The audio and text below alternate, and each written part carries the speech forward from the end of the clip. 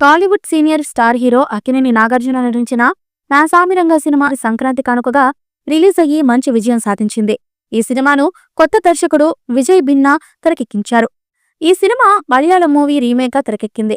ఈ మూవీ సినిమాతో నాగార్జున కొరియోగ్రాఫర్గా ఉన్న విజయ్ బిన్నీని దర్శకుడుగా పరిచయం చేశారు.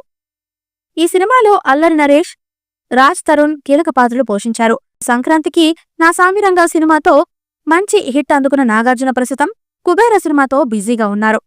శేఖర్ కమల దర్శకత్వం వహిస్తున్న కుబేర సినిమాలో హీరోగా కాలీవుడ్ స్టార్ హీరో ధనుష్ నటిస్తుండగా నాగార్జున అతిథి పాత్రలో నటిస్తూ ఉన్నారు.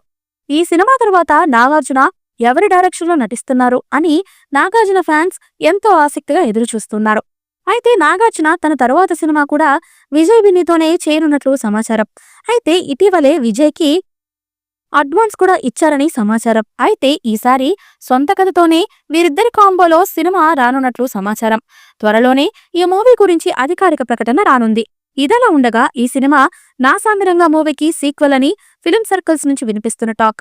ఈ సినిమాలో నాగార్జున గారి పాత్ర ఎవరూ ఊహించినటువంటి తరహాలో ఉండబోతుందని, ముఖ్యంగా ఇందులో అక్కినేని నాగార్జున గారి క్యారెక్టరైజేషన్ ప్రతి సీన్ను గూస్ బంప్స్ తెప్పించే తరహాలో ఉండేలా స్క్రిప్ట్ రెడీ అవుతున్నట్లు తెలుస్తున్న సమాచారం.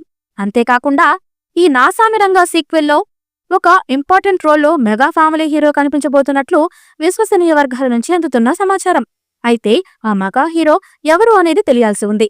నా సామిరంగా సీక్వెల్ పై వస్తున్నటువంటి ఈ రూమర్స్ నిజమా కాదా తెలియాలా అంటే అధికారిక ప్రకటన వచ్చేంత వరకు వెయిట్ చేయాల్సిందే.